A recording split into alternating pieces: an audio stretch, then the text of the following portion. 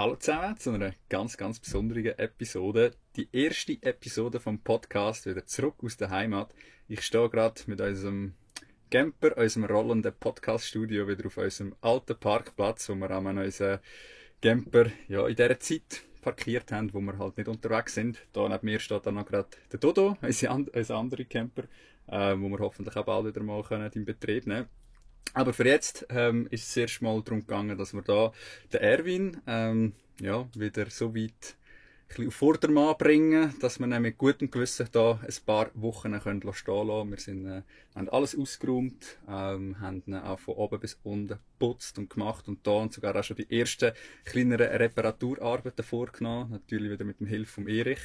Und ja, da bleibt er jetzt für so die nächsten sind es etwa 5-6 Wochen, bevor es dann wieder weitergeht. Bevor ich euch aber mehr über unsere Pläne erzähle, was wir sonst noch so vorhaben dieses Jahr, das ist übrigens auch eine der meistgestellten Fragen gewesen, die wir bekommen haben, wo wir jetzt zum Abschluss von unserer Reise noch ein Q&A gestartet haben. Wir haben einen Aufruf gemacht auf Instagram, wo wir am Heimfahren waren, dass ihr uns doch für die Podcast-Folge da ein paar gute Fragen zukommen. Und das ist mit Abstand die meistgestellte Frage gewesen, wie es denn jetzt bei uns weitergeht. Das werde ich sicher auch in dieser Folge noch zur Genüge ausführen. Bevor ich aber auf diese Fragen eingehen möchte ich als erstes einen kleinen Rückblick machen auf die 4 Monate, wo wir jetzt unterwegs sind.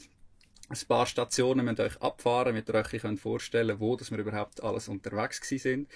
Und dann gebe ich euch sehr, sehr gerne ein paar Einblicke auch in die vielleicht Learnings, die wir unterwegs haben. Ihr könnt euch also freuen, also egal, ob es darum geht, wie wir mit irgendwie Pannen unterwegs umgegangen sind, wie das funktioniert hat mit dem Schaffen von unterwegs oder auch, wie es unter uns funktioniert hat, auf so kleinem Raum hier. Ich probiere euch wirklich hier in dieser Folge möglichst viel Einblick in unser Leben on the road mitzugeben. Also schnallt euch an. Ich habe da sogar einen Sitz, den ich mich anschnallen könnte, mache ich jetzt aber nicht. Und ganz, ganz viel Spass bei dieser Folge vom Storyflow Podcast. Für die unser Abenteuer auf Instagram schon verfolgt haben, haben die vielleicht schon die ein oder andere Station gesehen. Für Leute, die aber wirklich vielleicht noch gar nicht mit uns am Hut haben und jetzt einfach das erste Mal da ein bisschen reinhören, werde ich doch ganz kurz ein bisschen, ausholen, einfach zum erzählen, was da überhaupt alles gegangen ist. Und zwar haben wir ein Jahr lang, also das erste Jahr mit unserer kleinen Tochter, der Ella, in einer Mietwohnung verbracht und haben dann aber gewusst, dass das nur befristet ist, dass wir nur das erste Jahr dort drinnen sein können und dass dann unsere Nachbarn, die oben gewohnt haben, dass die dann nachher die ganze Haushälfte, wo wir die Unteretagen als Wohnung haben, werden renovieren und dann alles selber nutzen. Und darum war für uns klar gewesen, okay, wir haben einfach ein Jahr knapp und nach dem ersten Jahr müssen wir uns etwas anderes suchen. Und für uns ist das aber eine mega tolle Gelegenheit gewesen. Wir haben uns dann gerade gesagt, hey, wir träumen schon so lange davon, dass wir wirklich endlich mal ein bisschen länger mit unseren Camper können unterwegs sein und auch wieder mal so können unterwegs sein, dass wir keinen festen Zeitplan haben und wir wissen, wir müssen dann und dann irgendwie wieder daheim sein. Und ja, das ist eigentlich die perfekte Gelegenheit dann auch gewesen, um einfach mal loszugehen und die Gelegenheit haben wir dann natürlich wahrnehmen und dann gesagt, okay, komm, wir machen das, wir suchen uns nicht gerade direkt wieder eine neue Wohnung, sondern wir wollen wirklich mal für eine Zeit lang hier in diesem Camper leben, haben uns für die Reise auch bewusst eben da so ein neues Mobil gekauft. Wir hätten noch einen anderen Camper, den wir selber umgebaut haben. Der ist aber auf 2 Personen ausgelegt. Der wäre ein bisschen zu klein gewesen für uns zu dritten, vor allem für so eine lange Zeit. Und darum haben wir uns da so ein wunderschönes altes Hümermobil aus dem 95 zugetan, wo zwar schon ein paar Kilometer auf dem Buckel hat, aber sonst rein so vom Innenausbau und auch sonst das Fahrzeug zu Weg ist wirklich noch in einem guten Zustand war. Wir haben dann natürlich noch etwas reinstecken. Wir haben auch am Motor noch mal total revidiert, geschaut, was wir da wirklich alles noch machen kann vor dieser Reise, dass wir nicht unterwegs dann irgendwie böse Überraschungen haben. Und ja, so ist es dann so gewesen, dass wir irgendwie Ende Februar unsere Wohnung eigentlich aufgelöst haben. Extrem viel von unseren Sachen natürlich auch irgendwie weggegeben haben oder in die Brocke gegeben haben oder irgendwie verkauft haben. Und so eigentlich mit gar nicht mal so viel Bagage nachher aus dieser Wohnung sind. Also wir haben vor allem möbeltechnisch haben wir eigentlich praktisch nichts mehr gehabt, sondern wirklich einfach nur noch so ein paar Kleider, einzelne kleine ja, Sachen, die halt auch noch Erinnerungsboxen und weiss ich auch nicht, Winterzeugs natürlich, vielleicht irgendwie nehmt noch Skateboard oder was auch immer, was wir nicht haben mitnehmen wollen. Und ja, das hat dann schlussendlich schön eigentlich Platz bekommen bei den Eltern von der Meli. Dort haben wir im Keller unten eigentlich wie in einem Zimmer die Hälfte von dem Zimmer bekommen und haben dort alles einräumen und haben dort dann noch ein bisschen Tetris gespielt, aber es hat eigentlich recht gut funktioniert. Wir haben uns dort wirklich den Platz so gut können zunutze machen, dass alles dort innen Platz hatte. Und ja, dann ist es Anfang März dann so wie gewesen und wir haben können los. Wir haben uns als erstes Ziel einfach etwas im Süden ausgesucht. Wir haben gewusst, wir wollen ein bisschen die Wärme. Anfang März ist das natürlich das Wichtigste gewesen. Und wir sind dann auch ziemlich direkt auf Spanien runter, genauer in der Nähe von Barcelona, haben dort ein Ziel angesteuert am Meer, sind mehr oder weniger durchgefahren, so gut dass das natürlich geht mit einer einjährigen Bohne, wo ja sonst auch nicht so gern Auto gefahren ist, aber das ist tatsächlich eigentlich auf Anhieb erstaunlich gut gegangen. Wir haben da auch eine spezielle Fahrsituation hier in diesem Camper, weil die einzigen Sitze, wo wir mit einem 3-Punkte-Gurt anschnallen kann, das sind halt die zwei, also der Fahrersitz und der Beifahrersitz. Und wir haben dann halt unser Sitzchen auch auf dem Beifahrersitz müssen haben, weil es da hinten, wo ich jetzt hocke, da gibt es nur den Beckengurt. Für das haben wir dann kein gescheites Sitzchen mehr gefunden. Und ja, so hat dann die Ella dürfen auf dem Beifahrersitz eigentlich die ganze Reise mitmachen. Und die Meli hat dann da nebendran auf der Bank eigentlich hinter ihr auch eigentlich viel Zeit verbracht und sie so ein bisschen bespassen während der langen Fahrten. Und so ist es eigentlich doch erstaunlich gut gegangen. Also wir haben wirklich dort mit 2 Fahrtagen sind wir dann unten gewesen, und haben dann dort in der Nähe von Barcelona, das erste Mal sind wir dort einfach mal kurz ein bisschen ans Meer und ja, sind auch wirklich ein bisschen das gute Wetter gefahren. Also im Vergleich da zu der Schweiz ist dort tatsächlich schon ein paar Grad wärmer gewesen. Wir hatten Sonne gehabt. Natürlich noch nicht, dass wir irgendwie hätten können baden. Also es war schon noch frisch gewesen, aber ja, also so hat eigentlich die Reise gestartet, mit wirklich viel Sonnenschein und natürlich mit einem mega, mega coolen Gefühl einfach können on the road sein und auch wirklich ja, halt so ein bisschen planlos in das Ganze hineinzugehen, weil wir haben schon irgendwo durch so eine Route im Kopf gehabt, die wir machen wollen. Also wir haben immer gewusst, wir wollen eigentlich ganz Südspanien ab und dann über Portugal drauf und dann über Nordspanien wieder retour. Also so eine Schlaufe machen. Aber wie, wo, was, also wir haben uns dort immer vorzu ein bisschen informiert, was es noch so gibt und haben auch auf Google Maps, also einfach immer wenn wir irgendwie Sachen, also auf Sachen gestoßen sind, oft auch natürlich über Instagram, haben wir uns dort so Fähnchen gesteckt und wir denken, okay, wenn wir dann so ein bisschen in die Regionen kommen, dann können wir einfach schauen auf Google Maps, was gibt's da noch alles Schönes und ja, haben eigentlich durch das unsere Route einfach so ein bisschen passieren und das ist halt tatsächlich eigentlich eines von diesen Gefühlen gewesen, oder auch eines von diesen Sachen, wo ich mich persönlich vor allem auch mega darauf gefreut habe, weil für alle die noch nie so eine Reise gemacht haben, die über eine längere Zeit geht und wo man halt auch noch nie alles im Voraus planen kann, das ist so ein unglaublich schönes Gefühl, wenn du einfach mal planlos unterwegs bist und nicht irgendwie schon weißt, was ist jetzt nächste Woche oder was ist jetzt irgendwie, wo sind wir in 3 Tagen, ja, weil so schleppt man ja, also merke es jetzt wieder, wo wir retour sind, du hast gerade wieder sofort so viele Termine oder irgendwie mit Leuten abgemacht und du weißt genau, nächste Woche bin ich dort, nächste Dienstag ist das und so weiter. Und man hat auch kaum mal irgendwie ein paar Tage, wo man einfach mal nicht weiss, was so ansteht. Und auf so einer Reise ist das halt wirklich etwas vom Schönsten, weil man durch das natürlich auch viel, viel mehr einfach im Moment ist. Wir schauen eigentlich wirklich nur vorzu, hey, okay, was läuft heute, was machen wir heute?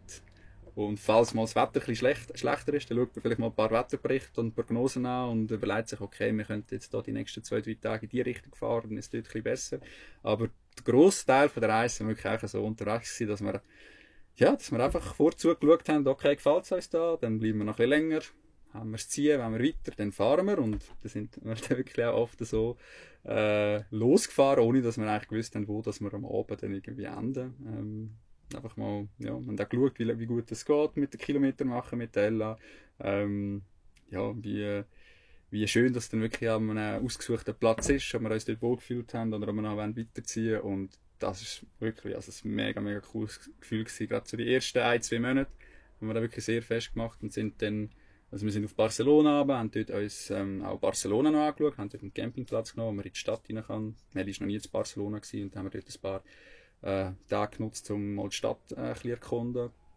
Und sind dann aber nachher eigentlich, ja schon, würde ich jetzt mal behaupten, so ein paar Punkte abgefahren, die vielleicht nicht jeder so ein bisschen auf der Karte hat oder die auch uns nicht so bekannt sind. Also einerseits sind wir in so einem Flussdelta, das Ebro-Delta, das ist wirklich eine ganz spezielle Landschaft, eher so Moorlandschaft und ganz, ganz viele Vögel, also sehr beliebt bei so halt irgendwelchen Vogelexperten, die dann dort, unterwegs sind. Da gibt es also Hochsitze, wo man irgendwie raufgehen kann und dann halt so ein bisschen in die Weite raus schauen und Vögel beobachten. Wir haben dort ganz schönen Platz eigentlich gefunden, direkt aus einer Lagune. Also wirklich sehr, sehr schön gestanden. Das einzige Problem war dort, wir haben, wir sind angekommen an einem Samstag. Das war, glaube ich, nach einer Woche, wo wir unterwegs waren und eben Anfang März. Das war schon noch recht kühl gewesen. Das heisst, wir haben auch unsere Standheizung da immer fleissig laufen, vor allem in der Nacht. Und dann war es tatsächlich so gewesen, dass wir in der Nacht vom Samstag auf Sonntag wirklich mitten im Nirgendwo aussen, dass dann halt die Standheizung nicht funktioniert und dass der recht kalt worden ist. Also wir haben das Thermometer gehabt da und es war irgendwie bei 8 Grad, 9 Grad irgendwie gewesen. Also klar, wir können das schon einkuscheln und alles, aber da mit einem Baby war irgendwie schon ein bisschen unangenehm gewesen und irgendwie auch ein bisschen so, nach einer Woche schon kein Gas mehr.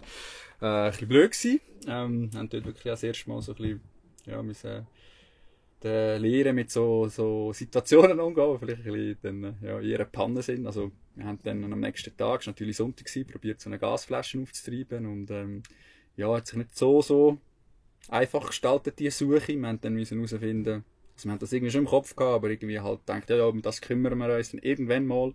Wird ja schon noch ein bisschen gehen, bis unser Gas leer ist. Und wir haben 2 Gasflaschen dabei gehabt. Und wir haben das Gefühl gehabt, die sind noch bis ziemlich oben voll, aber die haben dann wahrscheinlich schon nicht mehr so viel drin gehabt.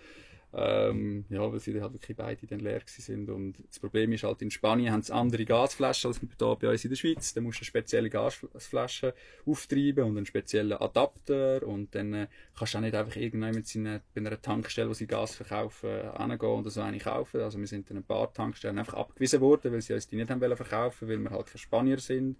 Weil du dort irgendwie einen Vertrag musst abschliessen und so. Und ja, wir sind dort recht auf der Suche gewesen. Also wirklich, der Sonntag war auch nicht so geil Wetter gewesen, eben kühl und so. Wir haben schon ein bisschen es hat schon ein bisschen von kriseln. Also wir haben dann irgendwie dann auch noch Heim angerufen, also Erich da, Papi von der Meli, und irgendwie gefragt, ob er irgendwie eine Ahnung hat, auch wegen den Adapter und so. Und die haben dann auch noch irgendwie Freunde gefragt, die schon mit den Camper in Spanien unterwegs sind. Und ja, also es ist so ein bisschen ein Moment gewesen, wo wir schon das erste Mal so gedacht haben, hey, nein, irgendwie ist schon nicht so geil. Aber wir haben dann weitergesucht, also es sind halt wirklich eben, ich habe noch, ich weiss noch, dort an der einen Tankstelle, wir sind also an mehreren Tankstellen, haben sie uns abgewiesen, und bei der einen Tankstelle habe ich mich dann wirklich mit meinem gebrochenen Spanisch probiert. Da hat es so eine Frau gehabt, und ich gefunden, hey, wenn die sieht, wir sind als Familie unterwegs und dann auch mit einem kleinen Baby, die wird uns hoffentlich schon irgendwie helfen können. Und habe sie dann wirklich gesagt, im Spanisch da irgendwie darum gebeten, ob sie uns nicht weiterhelfen können, ob sie nicht irgendwie wissen, ob sie uns wirklich kein Gas verkaufen können und so. Und sie hat uns dann auch nicht Gas verkaufen, aber sie hat uns zumindest irgendwie eine Adresse gehabt, wo dort in der Nähe war, bei einem Campingplatz, wo sie gesagt hat, hey, wir sollen es dort probieren. Und das war dort irgendwie schon um 5, 6 Uhr am Abend gewesen. Also es war klar gewesen, wir müssen jetzt irgendetwas finden, sonst haben wir dann wieder eine Nacht, wo wir frieren. Und ja, haben dann Glück gehabt, dass wir dort dann bei dem Campingplatz tatsächlich fündig geworden sind. Also die haben uns dann so eine Flasche verkauft und wir konnten dort auch eine Nacht bleiben. Und was eben auch noch wichtig war, ist, wir hätten noch so einen Adapter gebraucht, und die Adapter bekommst du eben nicht dort, wo du das Gas kaufst, sondern irgendwie für da musst du irgendwelche Baumärkte, und die haben dann natürlich alle am Sonntag zu. Aber auf dem Campingplatz hat es tatsächlich einen gehabt, einen Deutschen, der solche wie Vorräte hatte und die verkauft hat und uns dann auch geholfen hat mit Installation und so. Und ja, das war dann gut gewesen, wo wir das dann irgendwie so die erste grosse Panne hinter uns gebracht haben und haben können vorwärts wieder schauen und nicht mehr so denken, ah man, eine Woche unterwegs und schon so etwas. Genau. Nachher sind wir eigentlich immer so wieder mal ein bisschen aus Inland, haben dort ein paar Punkte angesteuert, die eher so ein bisschen wüstenähnlich sind. Einmal einer ist so in so einem Canyon innen, wo es wirklich so aussieht, als ob wir irgendwie in Utah unterwegs sind. Hat uns mega gut gefallen. Also ein bisschen Seenlandschaften haben wir gefunden, so in den Wäldern, wo wirklich für uns also gar nicht so wie Spanien aussieht, wie man sich das vorstellt, sondern vielleicht eher so ein bisschen, auch so ein bisschen skandinavisch oder so. Hat uns auch sehr gut gefallen. Sind dann natürlich immer wieder ein bisschen an der Küste und eben so ein bisschen hin und her und haben dann einfach ein bisschen merken, okay, an der Küste ist es schon irgendwie, obwohl es eben März ist, noch schwierig, einen gescheiten Platz zu finden, also einen gescheiten Campingplatz auch. Oder es hat schon das ein oder andere Mal coole Plätze gehabt, wo man freistehen konnte, aber so die ganze, was ist das, Costa Blanca dort hast wirklich eigentlich jeden Platz schon randvoll gehabt und ja, man muss halt wirklich mal sagen, es sind halt vor allem ältere deutsche Senioren, die halt dort überwintern und die sind zwar schon auch, also sind das so gewesen, dass wir uns nicht wohlgefühlt haben auf diesen Platz, aber einfach so der Vibe dort ist halt so gewesen, mehr so manchmal wirklich die einzige junge Familie mit einem Kind und ja, sie haben zwar die Ella herzig gefunden und so, aber es ist irgendwie oft so ein bisschen, dass wir das Gefühl haben, okay, sie ist herzig, aber ja nicht, dass sie dann am Abend noch zu laut schreit und so, oder das wollen wir dann nicht. Also nicht, dass das jemand gesagt hätte, aber so ein bisschen das Gefühl haben wir auch ein bisschen gehabt. Oder für uns ist es auf jeden Fall ein bisschen unangenehm gewesen, wenn wir da mega nahe auf anderen sind und dann das Gefühl haben, oh, was denken jetzt die da, wenn man am Abend halt, ja, bis man sie dann mal ins Bett bringt, halt schon noch ein bisschen Rambazamba hat. Und darum sind wir dann dort recht, mit einem guten Tempo die Küste ab. Also wir haben etwa, glaube ich, den ersten Monat gebraucht, um die ganze Mittelmeerküste durchzufahren. Haben dann wirklich einmal einen richtig schönen Campingplatz noch gefunden am Cabo del Gata. Ganz spezielle Landschaft auch, schon recht weit unten im Süden, so ein bisschen Naturschutz und ja, eigentlich, ja, sehr, sehr braches Land auch, also nicht viele Bäume, aber mega spannende Klippen auch, so Küsten und wirklich einen ganz tollen Platz gefunden von WeCamp. So eine Campingplatz anbieten, die haben verschiedene Standorte und ja, es ist so ein bisschen, mehr so ein bisschen, sie haben auch noch so Lodges und so ein bisschen Glamping-Sachen, also einfach noch recht cool gemacht, also kann man sehr empfehlen. Genau, und sind dann eigentlich in Andalusien unten, dort dann noch ein bisschen umeinander gewesen, haben dort dann auch noch ein paar coole Leute kennengelernt. Also auch, dort haben wir zum Teil wirklich neue Campingplätze gefunden. Dort hat es dann angefangen, damit dass viel mehr an Familien mit Kindern unterwegs sind, vor allem eben auch Langzeitreisende wie wir. Und haben zum Beispiel ein englisches Pärchen aus Bristol kennengelernt, wo so einen Bub kennt, der gleich alt war wie Ella, mit denen noch ein bisschen Sachen unternommen. Dann sind wir bei Tarifa, eigentlich so ein bisschen das erste Mal, wo wir so ein bisschen an die Atlantikküste gekommen sind, auch wirklich mal so einem Stellplatz gewesen, wo wirklich, es nicht 30, 40 Camper, wo gefühlt alles so ein bisschen Langzeitreisende waren und eben so mehr so ein bisschen das hat angefangen mit diesen Surfer-Vibes, also dort sind es noch mehr so Kitesurfer gewesen, ja, natürlich wegen dem Wind dort in Tarifa, aber dort haben wir dann einfach gemerkt, okay, Atlantikküste, das ist nochmal ein anderer Vibe. Eben wieder viel die jüngeren Leute, auch ein bisschen gechillter, halt mehr so ein bisschen die Surfer-Vibes. Und ab dort haben wir uns dann wirklich einfach so richtig wohlfühlen. Also, vorher ist es uns auch schon gut gegangen, aber dort haben wir sich gedacht, okay, wir sind ein bisschen angekommen und haben auch schon, gerade am ersten Abend, wo wir dort gekommen sind, den ersten richtig schönen Sonnenuntergang gehabt, wo wir echt gedacht haben, hey, wow, also wo sind wir da gelandet, ist jetzt das einfach unser Alltag. Ja. Ich würde sagen, dort hat es ein bisschen, also sind wir ein bisschen vom Höhepunkt gewesen. Also für eine längere Zeit haben wir wirklich ganz tolle Plätze gehabt, tolle Sachen gemacht, irgendwie Sanddünen, wo wir also haben können gehen wandern, auch im Sonnenuntergang. Dann, auch wo wir dann auf Portugal über sind, Algarve, das ist mega gut gefallen. Also haben dort auch richtig einfach die speziellen Strände so ein bisschen abgefahren und ja, sind dann in Sagres sind wir ein bisschen hängen geblieben. Das war so ein bisschen einer von diesen Orten, wo uns ein bisschen ans Herz gewachsen ist. Weil es wirklich mega cool war zum Campen. Also hast du eigentlich mit im Ort können, am besten Platz hast können zu dieser Zeit eigentlich campen, weil es halt noch Nebensaison war und die dort wirklich recht entspannt sind gegenüber Camper. Es war noch Das war auch wirklich noch interessant gewesen. Also Algarve sonst, oder, sind sehr streng mittlerweile. Zum Teil darfst du nicht einmal irgendwie, darfst nicht näher wie 300 Meter als Meer rennen mit einem Camper. Du musst echt schauen, also wie du dann halt eben zum Teil an die Strände hinkommst, weil sie halt, ja, in der Vergangenheit, glaube ich, schon zu viel, also viel zu viel Camper hatten und jetzt strenger sind. Ja, ist bei uns jetzt in dieser Saison, eben so, es war so April, ist es noch gegangen, also wir haben eigentlich wirklich alles gut können machen, haben uns dann auch immer gute Plätze gesucht, die vielleicht nicht direkt am Strand sind, sondern wo wir irgendwie dann am Tag durch irgendwie so nahe wie es gegangen ist, hingefahren sind und dann noch hingelaufen sind und das war dann wirklich echt schön gewesen. Und ja, eben aber Sagres, das war eigentlich so ein bisschen der Ort gewesen, wo wir wirklich das Gefühl hatten, hey, dort sind wir mega willkommen. Sicher auch damit zu tun gehabt, dass halt das wirklich so ein Surferort ist und mega viele von diesen Surfern sind halt auch Camper und darum ist so ein bisschen der ganze Vibe dort und ja, auch so ein bisschen die Lokalitäten eigentlich genau auf die Zielgruppen ausgerichtet. Also es hat mega viele coole Cafés und Restis gehabt und einfach, ja, eben, uns hat es mega gefallen. Wir haben dort wirklich hätten noch viel, viel länger können bleiben, aber haben dann schon auch halt langsam ein bisschen darauf müssen. Wir haben nämlich gewusst, irgendwie, was war das gewesen, so Ende April, genau, ist meine Mami und meine kleine Schwester uns besuchen. Die sind dann auf Lissabon geflogen und wir haben sie dann dort in einen Empfang genommen, sind mit ihnen dann in ein Airbnb in Riseira. Das ist auch so ein recht cooler Surferort in der Nähe von Lissabon und haben dort mit ihnen ein paar richtig gute Tage verbracht. Es war auch richtig schön gewesen, wieder mal halt Familien um sich zu haben und natürlich auch für die Ella, dass sie mal andere Leute wieder sieht, die sie schon kennt und ja, für uns natürlich auch cool gewesen, haben wir mal mit gutem Gewissen sie mal können auch vielleicht für ein paar Stunden abgeben. Wir haben dann auch mal ein Date Night können machen, Meli und ich, wo wir mega genossen haben, dort nach irgendwie über 2 Monaten wieder mal so einen Abend für uns zu haben. Das hat recht gut da.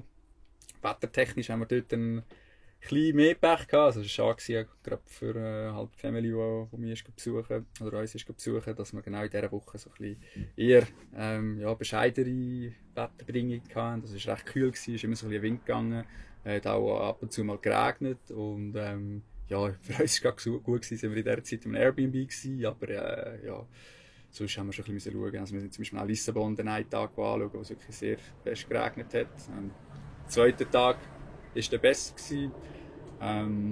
Genau, und ja, ich würde sagen, dort hat dann eigentlich, also ein bisschen unser Hoch hat dann abgenommen, also unser Hoch, wir haben wirklich recht lang, also haben wir wirklich gesagt, hey, was ist das für eine tolle Reise, die wir machen, haben es mega, mega geschätzt, wirklich sehr bewusst irgendwie wahrgenommen, all diese Tage und auch eben, dass wir so viel Zeit haben füreinander, gerade für mich speziell, ich habe es mega geschätzt, die Zeit, die ich habe mit der Ella, und richtig gemerkt, dass das halt mega etwas ausmacht, jetzt auch im Nachhinein, also es ist wie, wenn du halt so lange wirklich beide älteren Teile genau gleich viel ums Kind herum sind, also mittlerweile ist wirklich keine Frage mehr, Papi, Mami, es ist manchmal braucht sie die Mami, manchmal braucht sie den Papi und hat auch eine Phase gehabt, wo sie fast ein bisschen mehr gebraucht hat oder mich ein bisschen mehr hat wollen und das ist natürlich auch schön und das wäre vorher natürlich, hat sie sich eigentlich aber nicht so mega fest interessiert, wenn ich jetzt irgendwie arbeite und mittlerweile ist es so, also jetzt die Tage, wo wir jetzt zurück sind und wenn ich einmal gehe, dann ist schon einmal so, nein, Papa und so und ja, ist natürlich, schmeichelt einem natürlich schon.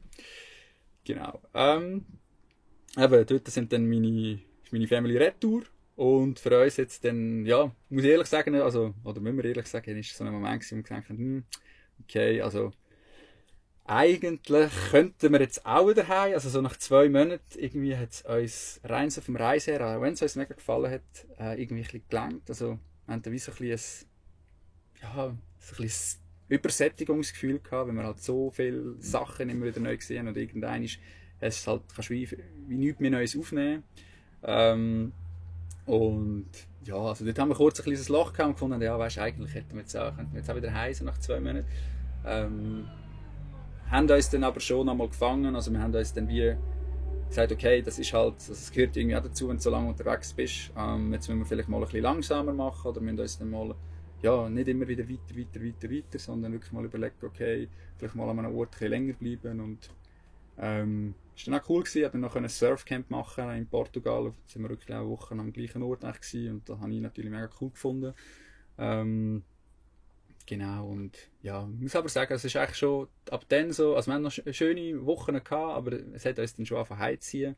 Wir haben halt auch gemerkt, also es ist alles sehr gut gegangen hier im Camper, also wir haben Wir haben unsere Routine mega drin gehabt. Wir haben alle unsere Handgriffe genau gewusst, was wir machen müssen. Aber es ist mit der Zeit halt irgendwie schon ein bisschen anstrengend. Also, ja, ist glaube ich normal, oder? Also, ich weiss nicht mal unbedingt, ob es nur im Camperleben war, sondern ich habe wirklich das Gefühl, es ist mehr eigentlich das Unterwegssein. Also, wenn du immer so viel den Ort wechselst und dann wieder am neuen Ort zuerst musst zurechtfinden und ja, halt dann auch viel Zeit im Fahren verbringst und so. Also, es ist halt nicht wie wenn du einfach an einem Ort bist und dann hast du dort so ein bisschen, vielleicht einfach deinen Alltag an einem anderen Ort wie daheim, sondern du bist wirklich am Reisen und ja, auf Dauer raus, ich glaube, braucht jeder dort vielleicht auch mal eine Pause. Also, wir kennen das auch von unserer ersten grossen Reise, die wir gemacht haben, wo wir in Südostasien unterwegs waren. Dort sind wir auch die ersten 2-3 Monate Vollgas, Länder, alles Mögliche anschauen und halt voll im Reisefieber gewesen. Und dann haben wir auch so ein bisschen das Sättigungsgefühl gehabt und haben dann ja, zuerst mal ein bisschen müssen, ja, wieder einen Ort finden, wo wir ein bisschen runterfahren können. Sind dann dort damals längere Zeit auf Bali und haben dort dann so ein bisschen wieder einen Alltag an einem anderen Ort gehabt. Und, ja.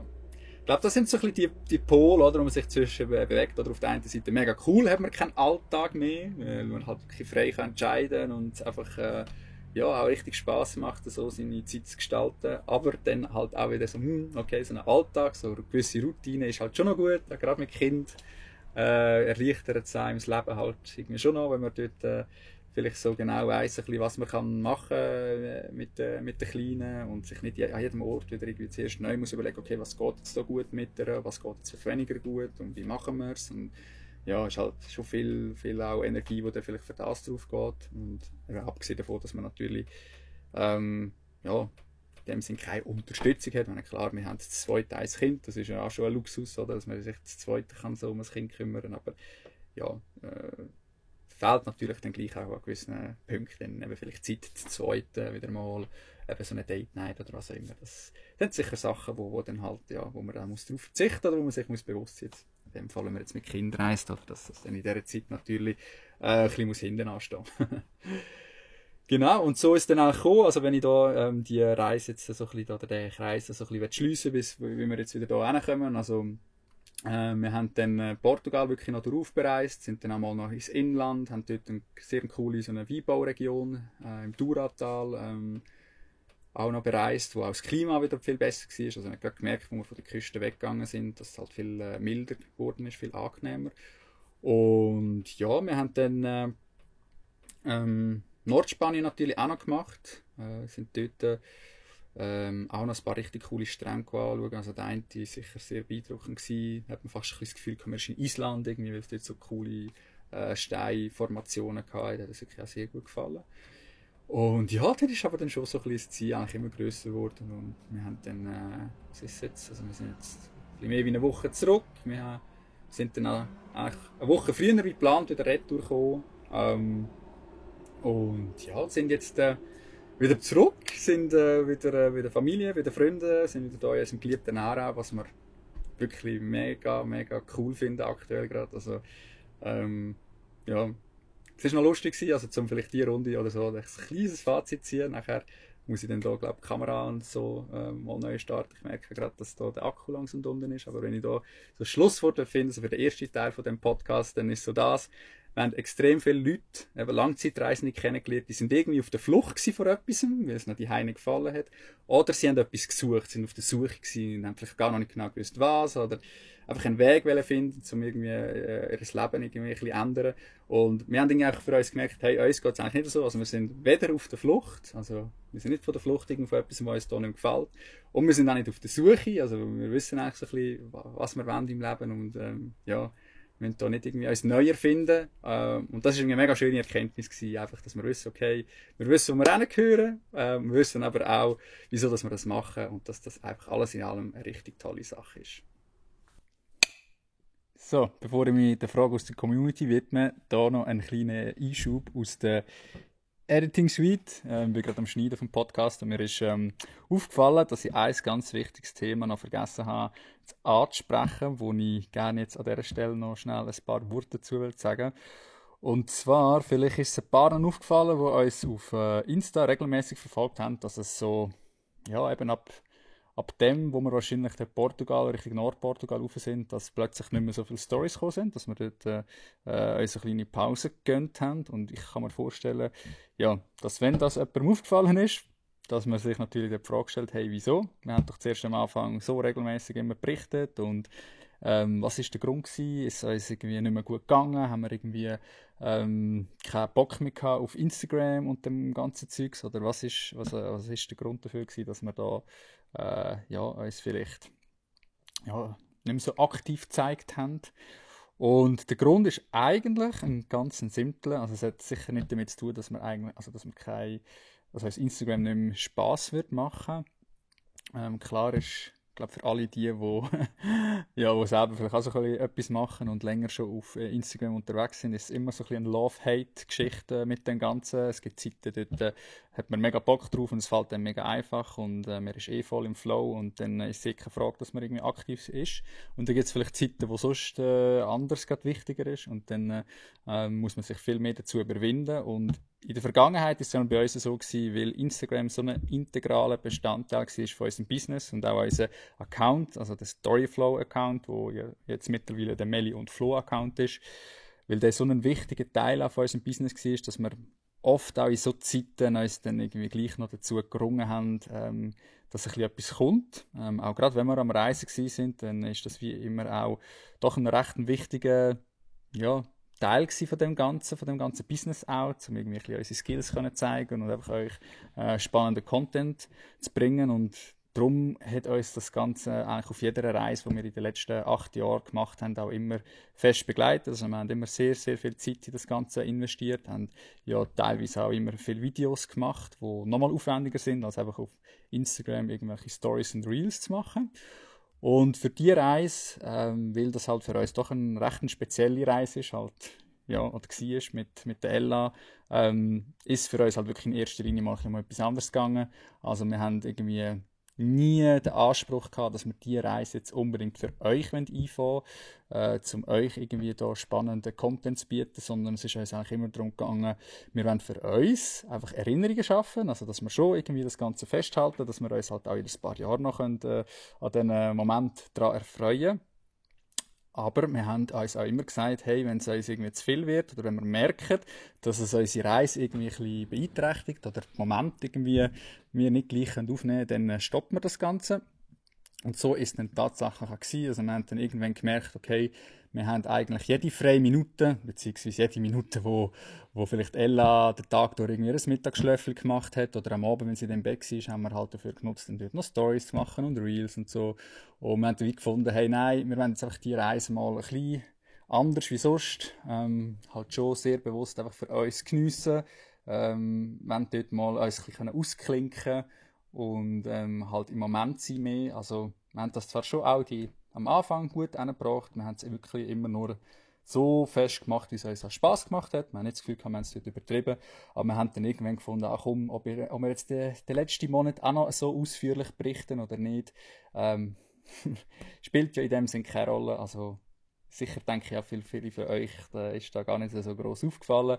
Aber für die sich vielleicht gefragt haben, oh, was ist der Grund gewesen? Ist es uns nicht gut gegangen oder so? Es hat wirklich einfach viel mehr damit zu tun gehabt, dass wir gesagt haben, hey komm, wir gönnen uns jetzt das einfach mal auch mal eine Zeit lang dürfen reisen, unterwegs zu sein, ohne dass das halt so, ja, immer so ein bisschen über allem drüber schwebt. Weil, ja, für die das noch nie gemacht haben, es ist schon eine rechte Arbeit. Also, man ist viele Stunden dran und es gehen viele Stunden drauf, wo man auch einfach mal ein bisschen chillen könnte, mal ein Buch lesen oder einfach mal ein bisschen sein. Mir ist da wirklich, also gerade jetzt halt in dieser Situation, wo wir es jetzt haben mit einem Kind, jede freie Minute, die man bekommt, dann halt an dem dran, wenn man das irgendwie in einer gescheiten Art und Weise machen. Genau, so viel dazu. Ich habe das noch kurz einfügen und ja, dann wünsche ich euch jetzt ganz viel Spaß im eigentlichen zweiten Teil von dem Podcast mit meiner Beantwortung der Fragen aus der Community. Also, im zweiten Teil gehe ich gerne auf ein paar Fragen aus der Community ein. Und zwar haben wir auf der letzten Etappe, bevor wir zurück in die Schweiz gekommen sind, per Instagram eben nochmal einen kleinen Aufruf gemacht für ein Q&A und dort sind ein paar Fragen reingekommen. Jemand hat gefragt, Ladina, wieso geht ihr schon wieder zurück in die Schweiz? Die Für uns war eigentlich immer der Plan gewesen, dass wir so im Mitte Juni wieder eine Retour kommen. Für uns ist es eigentlich am besten mit dem Camper unterwegs gewesen, so ein bisschen in der Zwischensaison, also noch bevor dann die Sommerferien losgehen, weil wenn die Sommerferien laufen, dann ist ja klar, dass dann überall viel, viel mehr Leute hat und das ein bisschen komplizierter wird. Plus gefällt es uns im Sommer halt wirklich auch mega, mega fest da zurück in der Schweiz. Klar haben wir bis jetzt noch nicht so mega, mega den Sommer da. Ich glaube, wir haben dort das Gröbste noch ein bisschen umschiffen, aber wir freuen uns jetzt hier eigentlich auf ein paar Wochen einfach da und vielleicht auch ein bisschen ruhiger, bevor es dann wieder weitergeht. Genau, dann Emil Alida hat gefragt, ihr habt ja eure Wohnung abgegeben, sucht ihr jetzt wieder eine Wohnung, ist das nicht stressig für uns? Aktuell suchen wir noch keine Wohnung, weil wir eben noch vorhaben weiterzureisen, nach der Sommerferien dann. Ich weiss ja nicht, ob es stressig wird, sobald wir uns dann wieder eine Wohnung uns auf die Suche machen. Kann man schon vorstellen, dass es je nachdem nicht so einfach wird, wobei irgendwo durch denken wir, hier in Aarau wird es, glaube schon immer irgendein Plätzchen geben für uns. Oder zumindest irgendeinem in der Umgebung. Das machen wir uns dann Sorgen, wenn es so weit ist. Dann hat Vivian hat gefragt, habt ihr euch die Reise mit Kind so vorgestellt oder ist es einfacher oder anstrengender ausgefallen? Ja, also ich glaube, im Großen und Ganzen haben wir uns das schon so vorgestellt. Wir haben auch letztes Jahr mal so ein bisschen probeweise sind wir 3 Wochen unterwegs gewesen und klar, Stella war dort noch viel jünger gewesen, also sicher jetzt an einem ganz anderen Punkt und dann sind auch ganz andere Sachen gefragt. Aber ich glaube, wir haben es uns schon so vorgestellt. Ich glaube, was wir vielleicht ein bisschen unterschätzt haben, das ist eben da, wo wir mit der Zeit ein bisschen gemerkt haben, ist, dass halt wirklich schon noch praktisch ist, wenn du da die irgendwie Familie um dich herum hast, wo dir halt gleich ab und zu auch mal ein bisschen etwas abnehmen können. Wir haben sie auch noch bis jetzt nicht in der Kita und werden sie auch sicher das Jahr noch nicht in die Kita tun und ja, so bist du halt wirklich Fulltime immer selber verantwortlich und musst schauen und hast nie wirklich eine Pause und ja, ich sage mal, das hängt dann vielleicht irgendwann ein bisschen an, aber im Großen und Ganzen haben wir es wirklich mega gut gehabt miteinander und hat es auch sehr, sehr gut funktioniert mit Elle, also sie hat auch wirklich super mitgemacht, haben auch das Gefühl gehabt, es hat ihr wirklich auch viel Spass gemacht, auch immer wieder an neuen Orten zu sein, Neues zu sehen und halt vor allem Mami und Papi 24/7 um sich herum zu haben. Dann die Jasmin Leu fragt, wie lange werdet ihr noch auf Reisen sein? Wir werden sicher die zweite Jahreshälfte auch noch auf Reisen sein. Dann kommen wir dann auf Weihnachten dann wieder zurück. Also der Plan aktuell ist, dass wir nach der Sommerferien wieder mit dem Camper losgehen. Dann ein bisschen die andere Richtung. Also der Balkan durchab ist eigentlich so ein bisschen der Plan. Sicher so ein bisschen Kroatien, Montenegro, Albanien mal, bis dann Griechenland. Und dann werden wir von Griechenland aus die Ferien nehmen, über auf Italien, auf Brindisi. Und dort werden wir dann unser Team, also wir haben ja ein Business und dort ein paar Leute angestellt, die uns dort unterstützen, eben so, dass wir halt die Reise machen können. Und ja, die werden wir dann eine Woche einfliegen auf Apulien runter, haben dann dort eine Villa, wo wir dann von unterwegs her ein bisschen arbeiten werden, aber wo wir ihnen halt das ein bisschen ermöglichen, das ortsunabhängige. Genau, und nach dieser Woche fliegt dann Meli mit Ella und mit dem Team dann retour und ich fahre dann den Camper da ziemlich direkt dann halt wieder drauf in die Schweiz. Dann sind wir also Mitte Oktober für ein paar Wochen wieder zurück in der Schweiz, bevor wir dann Ende Oktober nochmal für 2 Monate weggehen, dann aber nicht mit dem Camper, sondern wir wollen nochmal auf Bali, das ist ja auch so ein bisschen unser zweites Zuhause geworden auf unserer letzten Reise und aktuell sind auch gerade sehr gute Freunde von uns dort, die fast das ganze Jahr dort werden sein und sich jetzt auch schon für Unterkünfte und so umschauen können, wo wir dann wieder mit ihnen zusammen eine Villa haben, so wie wir es eben vor 7-8 Jahren auch schon mal hatten.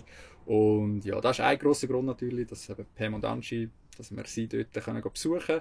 Plus ist uns dann auch irgendwann mal so ein bisschen klar geworden, dass wir eigentlich schon seit Jahren immer mal wieder zurückgehen, dass wir am besten jetzt noch gehen, bevor die Ella 2-jährig wird dann nächstes Jahr, also Anfang nächstes Jahr, im Januar wird sie 2 und solange sie noch nicht 2 ist, müssen wir für sie natürlich den Flug noch nicht zahlen, was ja jetzt auch nochmal zusätzlich so ein ausschlaggebender Punkt ist, dass wir gesagt haben, komm, wir machen das jetzt noch, also wir machen nicht das ganze 2,5 Jahre im Camper, sondern so nochmal 1-2 Monate und dann noch 2 Monate gehen wir dann auf Bali. Und wie lange dass wir nachher noch anschliessend den Lifestyle werden Pflege müssen wir dann schauen, also wir kommen dann auf Weihnachten zurück und dann, ja, bis dann werden wir sicher auch wieder vieles dazugelernt haben und wieder neue Bedürfnisse haben, auch mit der Ella. Kann sein, dass wir dann uns auf denen etwas suchen, aber es kann auch sein, dass wir dann gleich nochmal wieder mit dem Camper losgehen. Vielleicht heisst es, kann ich gleich nochmal in die Türkei runter, oder auf Marokko oder auf Kanaren oder was auch immer Anfang Jahr. Das lassen wir dann auf uns zukommen. Sind dort auf jeden Fall, solange wir keine Wohnung haben, sicher noch viel, viel flexibler. Genau, das beantwortet auch noch die Reise von der Claudia, die gefragt hat, ob die Reise weitergeht. Also ja, die Reise die geht weiter. Wir freuen uns auch sehr darauf, wenn es dann wieder weitergeht, auch wenn wir aktuell die Zeit eben hier zu Hause bei Freunden und Familie auch sehr, sehr am Geniessen sind. Gut, dann hat es noch mal ein paar Fragen gegeben. Und zwar vielleicht zum Camper. Was sind die wichtigsten Sachen gewesen, die wir hier in unserem Camper mitgenommen haben? Gibt es etwas, was wir unterwegs vermisst haben? Ich glaube, rein ausstattungsmäßig haben wir nichts vermisst. Wir haben wirklich auch genau die richtigen Sachen investiert. Zum Beispiel das Stromupdate, das wir noch gemacht haben, das war der Hammer gewesen. Also wir haben wirklich nie irgendeinen Strom müssen, sondern haben einfach rein durch Solar sind wir komplett autark, was das angeht, unterwegs gewesen. Ja, ich würde mal sagen, das ist eines der wichtigsten Sachen, die wir mitgenommen haben. Sonst haben wir auch dann unterwegs noch das eine oder andere uns dann zutun, wo wir gefunden haben, was Sinn macht. Also wir sind oft im Decathlon gewesen, dort haben wir uns noch so kleine Stühle, also so Klappstühle zugetan, weil oft halt, wenn man frei steht dort, darfst du nicht wirklich rausstuhlen. Also solltest du eigentlich wie deinen Fußabdruck mit dem Camper nicht vergrößern, und wir haben dann eben so 2 kleine Hocker noch gehabt, wo wir dann mit denen gleich am Abend noch ein bisschen aushocken können. Also die habe ich auch ein gutes Upgrade gefunden. Dann eine Frage war natürlich auch, wie wir unsere Reise finanziert haben, ob wir da von der Reise gespart haben oder von unterwegs gearbeitet haben. Also es ist so, wir haben ja seit jetzt auch schon eben 7, 8 Jahren, also seit wir das letzte Mal am Reisen waren, haben wir Storyflow als Business, und dort sind wir recht lang einfach allein unterwegs gewesen, aber mittlerweile haben wir ein Team, das uns ja bei unserer Arbeit unterstützt, und darum ist die Arbeit auch während unserer Reise eigentlich reibungslos weitergelaufen. Wir haben das alles eigentlich so aufgeleistet, dass wir von unterwegs her können das Ganze managen und schaffen, und dass alle Sachen oder alle Tasks, die wir müssten, nämlich vor Ort sein, dass die durch unser Team abgedeckt werden. Wie das genau funktioniert hat, zu dem werde ich noch eine ganz separate Podcast-Folge aufnehmen, wo ich auch mit dem Team noch über das, also die Monate reden und dort euch noch gerne ein paar Insights geben, weil ich doch auch finde, dass das ein spannendes Thema ist für alle die sich vielleicht auch Gedanken dazu machen, hey, mal länger reisen, vielleicht auch von unterwegs her zu arbeiten. Also dort werde ich sicher noch ausführlich auf das Thema eingehen, auch was vielleicht, ja, was gut funktioniert hat, was vielleicht weniger gut funktioniert hat oder anstrengender war zum Arbeiten von unterwegs, gerade auch mit einem Kleinkind. Also dort könnt ihr euch darauf freuen, dass ihr dort sicher auch noch ein paar wertvolle Insights bekommt. Genau, dann was haben wir noch? Wir sind auch gefragt worden, was ist das schönste Erlebnis oder ein denkwürdigster Moment gewesen während unserer Reise? Also ich glaube, es ist schwierig, da ein Erlebnis irgendwie rauszupicken. Wir haben extrem viele schöne Sachen erlebt, schöne Orte gesehen, wo wir geblieben sind. Zum Beispiel eben die Wüste, die wir sind besuchen. Also wir sind 2-mal in einer Wüste gewesen. Das eine war eher so ein Canyon gewesen, wo wirklich so ein bisschen ausgesehen hat wie die Utah in den USA, wo wir auch schon mal gewesen sind. Da sind wir auch in so einer, das heisst Texas Hollywood, also so einer, eigentlich einer der grössten Wüsten, glaube ich, von Europa, wo ganz viele Filme gedreht, also so Western gedreht worden sind, und glaube zum Teil auch immer noch Filme gedreht werden. Und dort sind wir wirklich in so einer Cowboy-Stadt gewesen, das habe ich noch recht cool gedacht. Dann in Andalusien oben hat es ein paar ganz, ganz schöne Örtchen. Jerez de la Frontera ist eins, das mir geblieben ist, was uns mega gefallen hat. Ein mega herziges kleines Städtchen auf einem Hügel oben.